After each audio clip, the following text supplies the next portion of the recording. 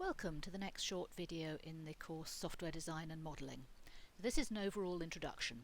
We're going to talk about what this course is about by going through the learning objectives of the course, and I'm going to talk a bit about what I'm assuming that you know already, partly so that if there are small things missing you can fill them in the first week or two, and of course as a backstop so that if there are large things missing you'll know in time to pick a different course instead. So here's the list of learning objectives of the course. I'm going to talk through them a bit and perhaps say a little bit about why I chose to write each of these objectives in the way in which I've done it. Let me remark before I do that this course goes particularly well with software testing, so the two form a very nice coherent whole. So it's software design and modelling.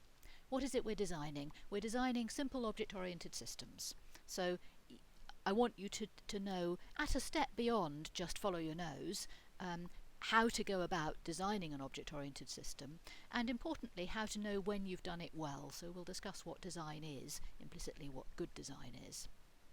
As you design things, we will discuss why you might want to model them, what it means to model a design. Later on in the course we'll have quite a lot to say about what it really means to model. Very often you'll be modelling in conjunction with programming. Sometimes you'll be modelling instead of programming, and we'll have something to say later about what the differences are between modelling and programming. How can you tell whether you're modelling or programming? It's not quite as simple as you might expect, especially if the only kind of modelling you've met so far is UML diagrams. We will talk about UML diagrams. In fact, we'll spend most of the first half of the course helping you to learn to create, read and modify UML diagrams as they're used to document designs. We will be discussing the fact that you can do this in a number of different ways. You can do your UML diagrams on paper or on a whiteboard, or you can do them in an appropriate tool. And the different affordances of these ways of modelling are quite important, especially leading on to the later parts of the course, so we'll talk about that quite a bit. We want you to understand models as things which can have precise meaning, just as precise as code. And the way in which I captured that in this list of learning objectives is the third point here, which you might otherwise think was rather curiously specific. So you'll learn to determine whether a UML model and a body of Java code are consistent, and if they're inconsistent, identify the inconsistencies precisely and propose remedies. So the point here is that an individual UML model doesn't tell you everything about the code that should eventually implement the system, but it does constrain that code. So there is a sense of, if you have a model and you have some code, the code might be right or wrong with reference to the model. And that's what we mean by consistent here. So if there is some way in which the Java code is not consistent with the model, then one or both of the model and the program have to change, and by demonstrating that you understand what your options are there, you demonstrate that you really understand the precise meaning of the UML model. So that's what that's getting at. We'll go on and talk about design principles and design patterns. So design principles are about characteristics that a really good design should have, and we'll talk about some options there and about why they are principles that you might want to obey. I'm very keen on avoiding very simple, oversimplistic rules, so we'll very often talk about the exceptions and the cases where you shouldn't follow a particular design principle. That's often what's interesting about design. Design patterns, as we'll discuss, are kind of chunks of reusable design, if you like, which fit in particular places within your overall problem solving. So if you have a particular problem, there might be a particular design pattern which solves that problem. The design pattern is only useful if you have the problem that the design pattern is supposed to solve, and we'll discuss this in a lot more detail along with discussing some particular design patterns. And that's really what's interesting about design patterns. They are a means of understanding design. Then towards the end of the course we will discuss the use of modelling tools and model-driven development tools in software development. So Actually, we'll be discussing this all the way through one way and another, but we'll get on to model-driven development specifically at the end of the course. So we'll be talking about why and how models of software can have varying degrees of formality. We'll discuss capabilities and limitations of the tools. We'll be discussing the directions in which modelling might go in the future in your working lifetimes if you go on and develop and become software developers after your time at university. And whatever else we feel like, really. We have quite a deal of flexibility to react to people's interests and to talk about topics of interest. Now, one thing I do have to draw attention to. While you're at university, and to a very large extent, when you work in sort of rather constrained situations for a few weeks over the summer as a summer intern, there's an overwhelming tendency for you to see small software systems and work with them over short time frames. Now, there are good reasons for that.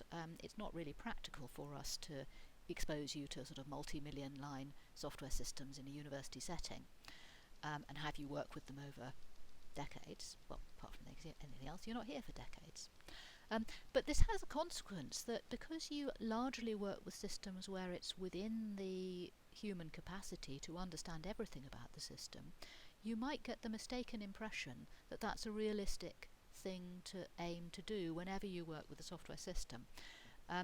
And therefore you might find that kind of following your nose or doing what we might pejoratively call hacking kind of works okay, and so you might not see the need for doing anything else.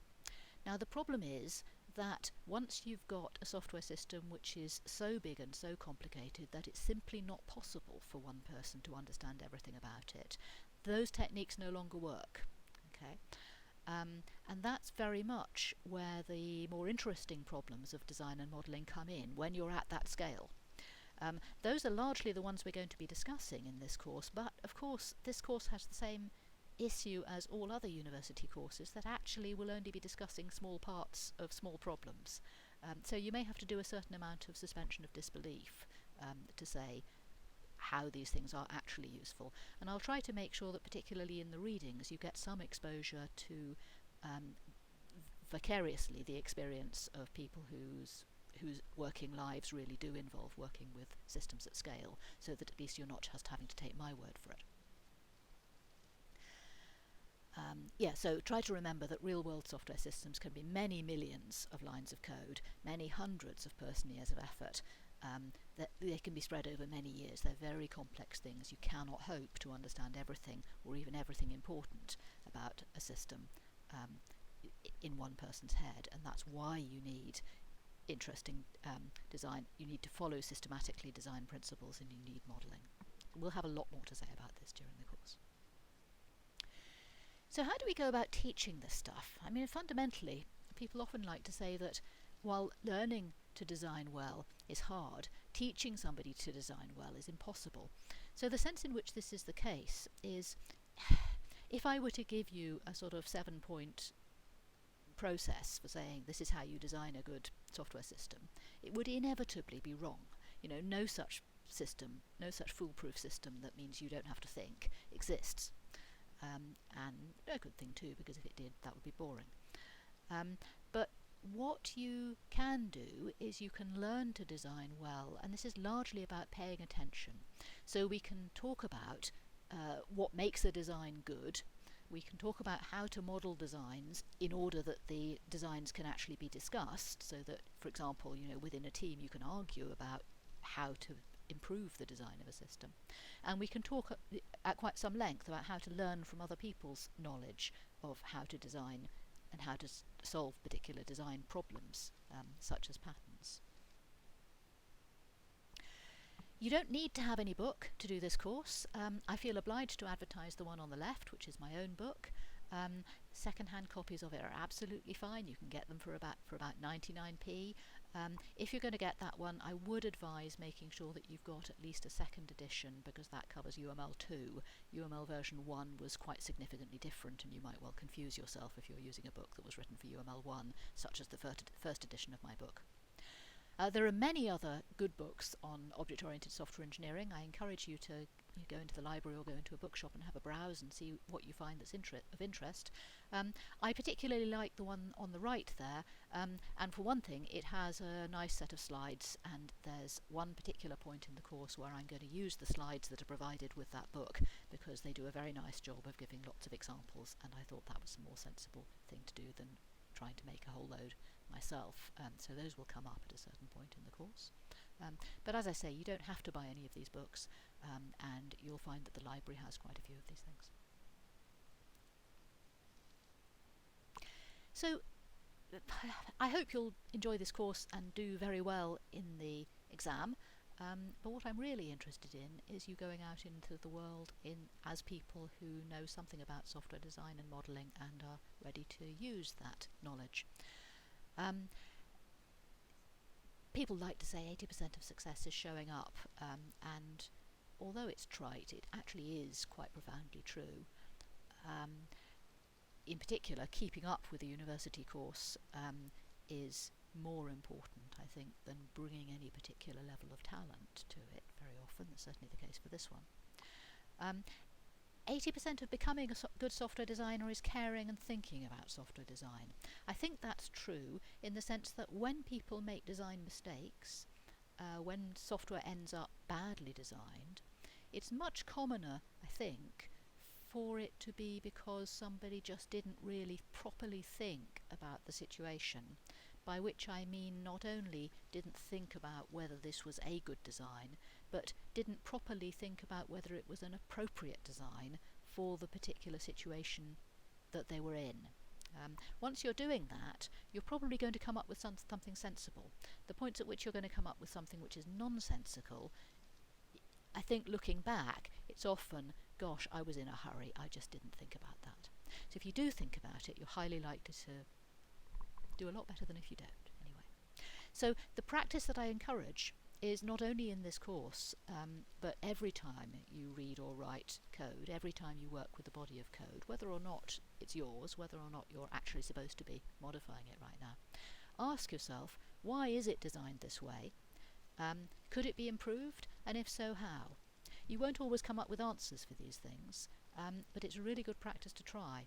One of the things you'll find is that quite often you will see a complication in a design and you won't understand why it's there. Sometimes there will be a good reason. If you know about Chesterton's fence, look that up. Think about that sometime. If you don't, look it up. Sometimes there won't be a good reason. Sometimes there'll be a design complication that's just there for historical reasons that nobody's ever prioritised taking out, and it could be simplified, and sometimes that's a good thing to do. And so we might at some point talk quite a bit about software re-engineering, where we talk about trying to get rid of such sort of accrescence of complication, which is another interesting topic. What are you supposed to know already? You are supposed to know how to program competently in Java. So, if you've done well in the Int1 course and you've thoroughly absorbed it and you haven't forgotten it since, you're in a good shape there. I will be assuming that you understand basic object-oriented concepts, including things like, inheritance and polymorphism and so on. I won't be attempting to reteach those in this course. If you are thoroughly competent in some language which is similar to Java, but not Java itself, then you're probably okay taking this course, but you will have to teach yourself some Java, because I will give examples in Java and expect you to work with Java code in the course of as we go through the course. You're also assumed to know some basic stuff about software engineering, such as you might meet in Inf2, and I include there some basic use of UML, sort of class diagrams, sequence diagrams, and use case diagrams perhaps, but if you've not met UML before, that's not really a problem. You'll just have to fill in some of that knowledge in the first week or two, because we'll be using it much more precisely and going into much more depth in this course. So if you haven't already, visit the course website, join the Piazza class, and please proceed to do the reading and the video watching for week 1, which refreshes the prerequisites for the course. That's all for right now.